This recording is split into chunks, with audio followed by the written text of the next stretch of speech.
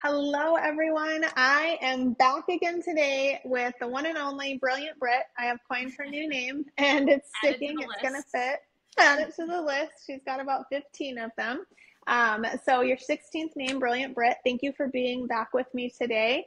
I am on Cloud Nine. We just recorded another podcast that I cannot actually wait to release to the whole world here because I love when we can dive into stats and numbers. So, Britt, thank you so much for being here with me today and recording these with me.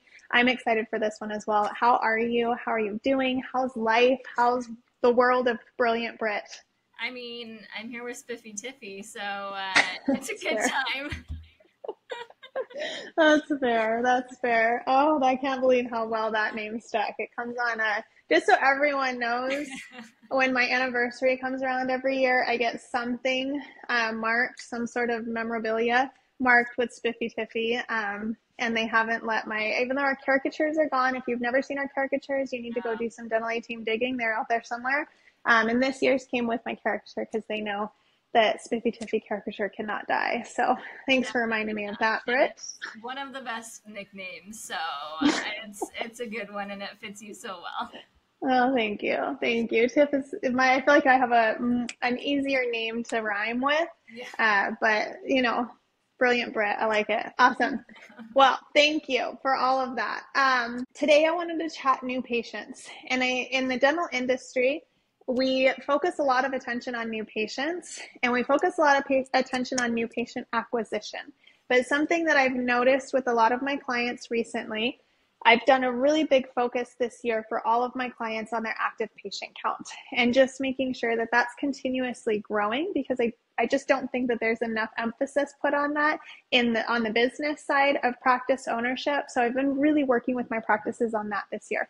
Part of that is looking at those new patients, that acquisition, but then also, are they staying? Are new patients returning? And I don't think that that's something we're constantly watching. We'll watch active patient count, new patient acquisition, and sometimes practices are watching their attrition. So what patients have left from their active patient count and looking to see with that, you guys are going to look at, right, your new patients minus your attrition gives you your actual active patient like additions, right? Your actual new patients acquired. But you're not going to notice that those new patients are not coming back likely until 6 months later when they should be coming in. If they randomly end up on some sort of follow-up someone decided to do because they don't actually have recare in the system because there should have been SRP, or in 18 months when they fall off as an attrition patient and they're no longer in your active patient count. So not watching that in between to me is like, I don't know. It actually makes me think of when I order off of Amazon so often that I forget that I ordered something and it never came. That's what it feels like to me when you pay for a new patient and you're not making sure that they're coming back. It's like ordering off of Amazon, forgetting you ordered it and never noticing that they took your money and didn't give you the product, which doesn't happen often, but I have had it happen where orders are delayed, and I have to request it. Like sometimes you have to work for that stuff. It's not just as easy as a click. That's what our new patients are like. So when we're paying to acquire these new patients and we're working really hard to get them in the schedule, you guys, making sure that they're coming back is going to be huge. Britt, I chatted with you about this like 5 minutes ago. You have a ton of really great ideas on that. My space is always like, well, relationships. If they love you, they'll come back. And like we could dive into that forever, but there's a million podcasts on that. I actually really loved the ideas that you have wrapped around how to make sure how we're tracking it, how to ensure that they're coming back, and how to make them really value that space. So I would love to hear when you're working with clients or in the past when you worked with more clients, you guys, she's not up for grabs. Okay, I'm just going to put that out there. She Brilliant Britt is behind the scenes. But when you were working with clients before and what you see a lot of the other consultants doing, what are like top three spaces, top three ways you think a practice could do really well in making sure that those acquired new patients stay? Yeah, I love your analogy on Amazon because I think we've all Thanks. been that person, either like that we don't recognize it doesn't come, or something shows up and you're like, huh, what is that? And that's when I know I have a problem sometimes. So, Yep. Yep. Agreed. Good analogy. I think number one, I'll start with like being aware, right? So how many new patients are we getting and what's our attrition rate? How many patients did we see 18 months ago that have not returned for an appointment? I think is a reality check for everyone to see, do you have more new patients than you're losing? Do you have about the same? So we're running like even, or are we not even getting as many new patients as we're losing, so that we know where we're at? And then I think some of the tips, right? When you probably hear all the time, make sure everybody leaves with an appointment. Make sure everybody leaves with an appointment. So like number one, that's it. Hygiene. Everyone should be leaving with an appointment so that they don't fall off our radar. Because then we've all got to just work to try to get them scheduled. They have to try to remember to get themselves scheduled. So that's number one. I think number two is going to be making sure that we have some sort of recare reminder for those ones that fall through, that fall off the schedule. We're doing texts, we're doing emails, calls if we need to. There's some sort of system around recare to make sure that those patients are coming back and are getting back on the schedule, I think is huge. And my number three is anyone who's leaving the practice or doesn't come back, I want feedback. If they're moving, fine, no problem. Like if they're willing to give me feedback, I want anything, so we know if there's a problem happening for why we're losing our patients, so we can fix those things and retain as many people as possible. Yeah, I think that's fantastic. And that feedback, you guys, can come in the form of like Google reviews for sure. We always want to push Google reviews, but then also to my phones team is what I'm going to call it. Whoever's answering calls or making calls, really being diligent when a patient says, no, we don't want to schedule, or no, I'm okay right now. And really asking the hard questions of, can I ask why you're not returning? It's really important to our practice to ensure that we're top notch and that we're doing everything we can for our patients. So I just want to know, did we miss the mark somewhere? Are you moving? Like, can I just ask why you're not returning? Just asking that question, being open for feedback, and then not getting defensive, right? For sure, not getting defensive. Don't take it personally. It's not you. Okay. It's a system. It's a system problem in the practice if we're losing patients for anything other than like them moving. And I've even had patients where they're like, actually, my son just graduated dental school, so like we're going here. I'm like, oh my gosh, for sure. Absolutely. Totally understand.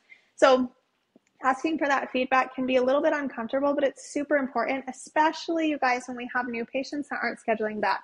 A lot of times they're overwhelmed.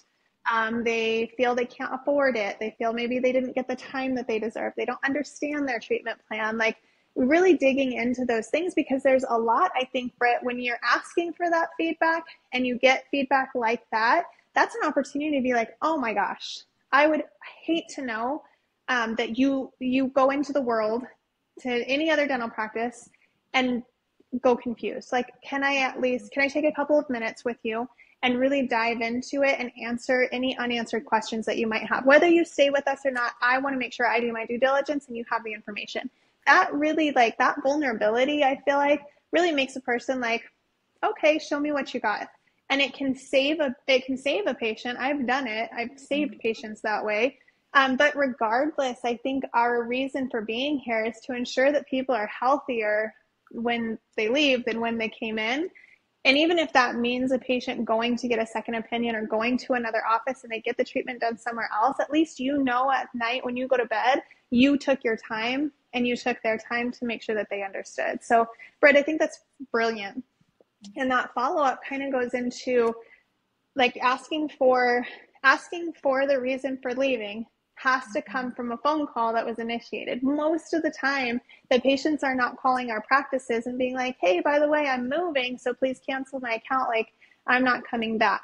They don't think about the dentist, right? Or, hey, you made me upset and I'm not comfortable there, so I'm not coming back. So just FYI, I'm going over here. Like, they're not going to call and tell you 99.9% of the time. The way that we get there is with follow-up. So Britt mentioned making sure that patients always have an appointment when they leave, making sure that we're doing our due diligence on follow-up if they don't schedule that appointment or if they fall off for whatever reason. So we're calling on recare, but then Britt, also there's the side of the treatment follow-up. And I think we think treatment and we think doctor, when are they getting the crown done? What about that implant? What about that ortho? Like all of these pieces, but what about that SRP, you guys? Mm-hmm. How many new patients fall off the radar because you guys, your systems aren't automatically putting them on recare. They're not coming up automatically on your recare if they didn't get their pro fee. So they leave, no pro fee, no recare setup. They need SRP, and then they're not getting called. And then 2 years later, they're like, hey, and we're like, oh, you're basically a new patient. They're like, I've been seen there and I want my cleaning. Now you're like this pickle, this conundrum, and it happens all the time. So making sure we're doing our due diligence there as well. Britt, what do you do, or what do you do for your clients? Like, what do you suggest for that kind of follow-up so that those SRP patients or limited or, peri-maintenance, the full multiple, like all of those patients, how do you make sure that they don't fall off the radar? Yeah, so hygiene treatment is just the same as doctor treatment, right? So you're going to want to follow your 2-2-2. So 2 days, 2 weeks, 2 months. So like Tiff said, if someone's not scheduling, right, ask the hard questions. I can only provide solutions or work through it or help them in any way if I understand where they're coming from and what's going on, what's the true reason why they're not scheduling. So try to answer the question, solve it then if you can. If they still don't schedule, then set it up that like, hey, is it okay if I give you a call in a couple of days just to follow up, answer any other questions you have? So genuine concern for, like Tiff said, I want them to get the treatment taken care of. Wherever it is, I want them to feel like they've got a place that cares about them, that they get the treatment taken care of and take care of their oral health, and that we're following up. And we're going to continue that follow-up 2 days, 2 weeks, 2 months. And then at 2 months, I want to make sure they've got something scheduled for their next visit.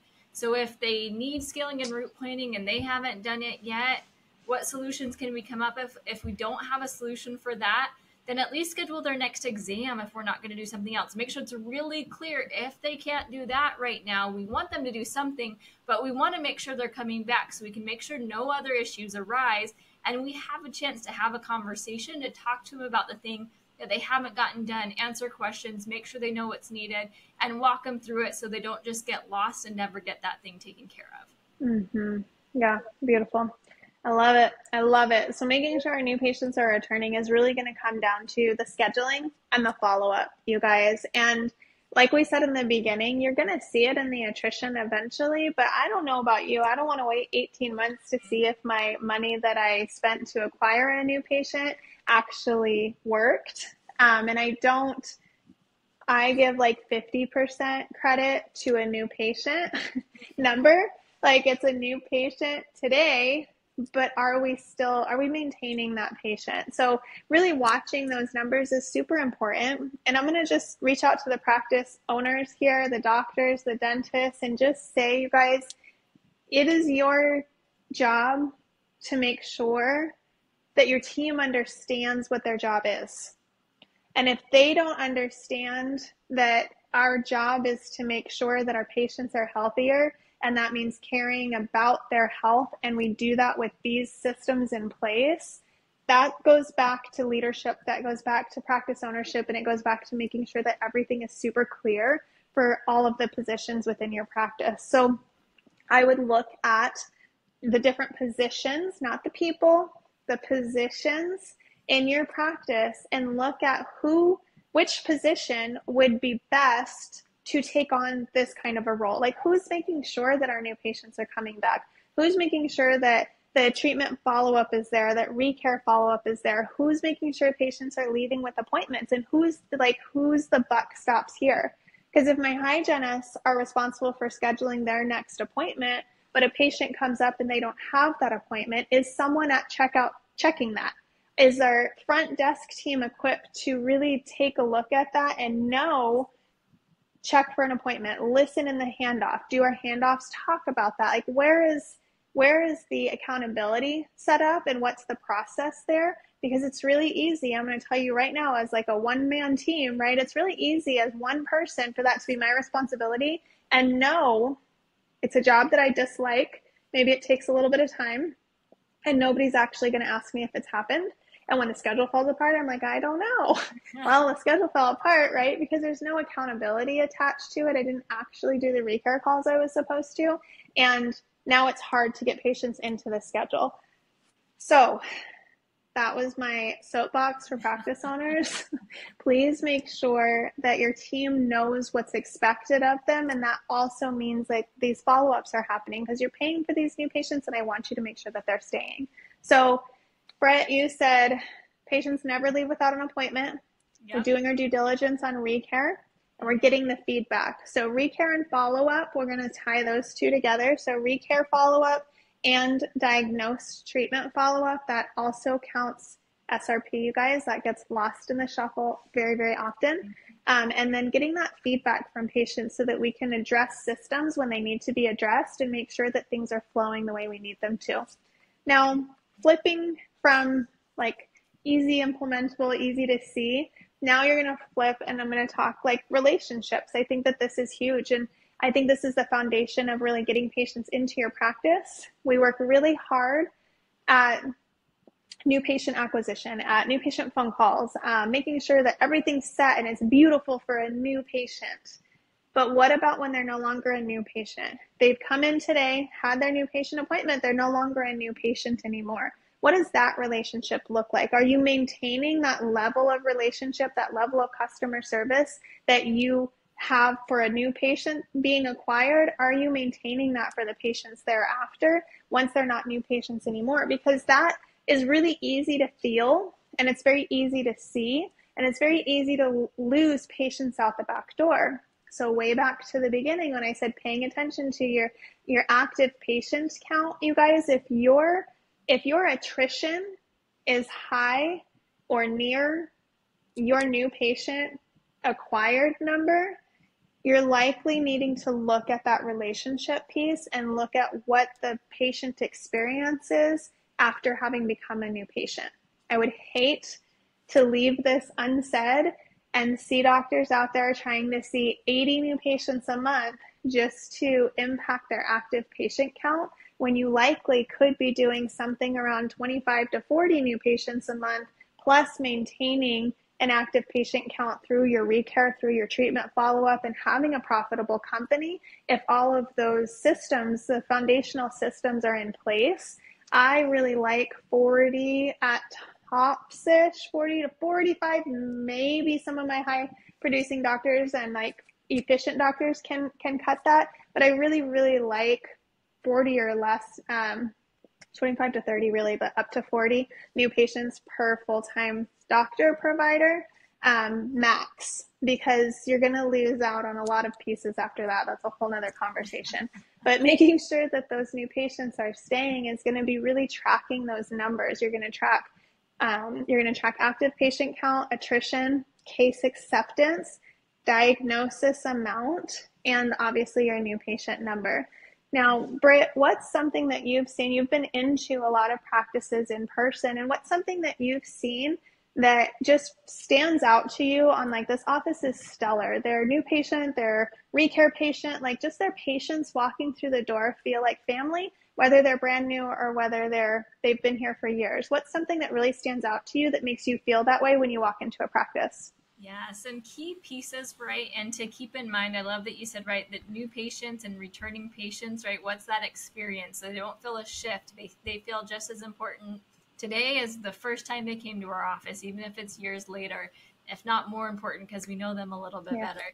So with that, I think some key pieces are some of my awesome practices that are so like warm, like they greet their patients really well from the get-go, right? On the phone and when they walk into the practice, like they are genuinely acknowledged and people are excited to have them there. It's not a burden. It's not a problem. They're excited to have them. They greet them well, and they try to be really efficient with the patient's time and be respectful.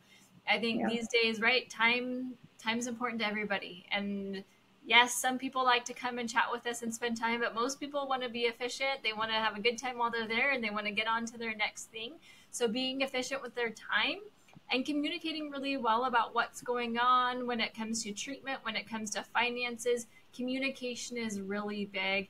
And making sure that they're acknowledged, right? We try not to really leave them alone. We try to get them in and out and be efficient and not make them feel like they've been left or forgotten at any point within their experience.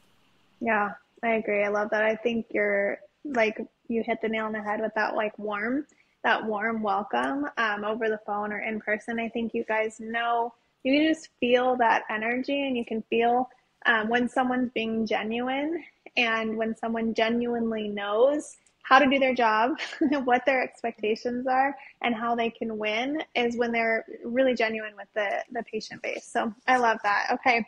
So making sure your new patients are sticking, you guys, you need to start tracking some things or looking at items that maybe you're already tracking: active patient count, attrition, new patient numbers, and your case acceptance. And make sure that you guys have, so I want you to pull those items, start looking at them, start digging into those trends. And then I want you to make sure that you have a recare system in place and an unscheduled treatment system in place that really works. We like the 222, like Britt talked about. If you want info on that, you can email in hello@thedentalateam.com. We would be happy to send it over to you. It's a quick form. If you want training on it, reach out to us. We train the practices every single day on things just like this. So let us know how we can help you. But I want you to track those items, start watching for those trends, start digging into the systems that are creating the trends, and then make sure you have a good solid recare system and a good solid unscheduled treatment system. And someone is responsible for both of those with accountability attached. So someone else is making sure that they happen or helping with it as well. Britt, thank you so much for your time today. I truly appreciate it. I value your input so much. You are a stellar consultant and a rock star administrative piece to this company, and you have impacted so many lives. So thank you so much for being here with me today. I value you and your brilliant Brit brain. Thank you. Yeah, well, always good to be here with you, Tiff. I like when Tiff gets on her soapbox. She's always got good things to share. So you better listen up when Tiff starts going, because she's got something good. And Tiff is such a huge relationship piece with people, right? She trains teams on it all the time. And that really, right, people remember how you make them feel. So when it comes to patients, even if they're not there for long, and even if it's a scary place, they're going to remember you. So make sure you give them a good impression, and that lasts a long time and builds loyalty big time. Awesome. Thank you. I love that. All right. Go get the feedback. Go do the hard things. Go do the easy things. And reach out to us, hello@thedentalateam.com anytime you need, and we'll catch you next time.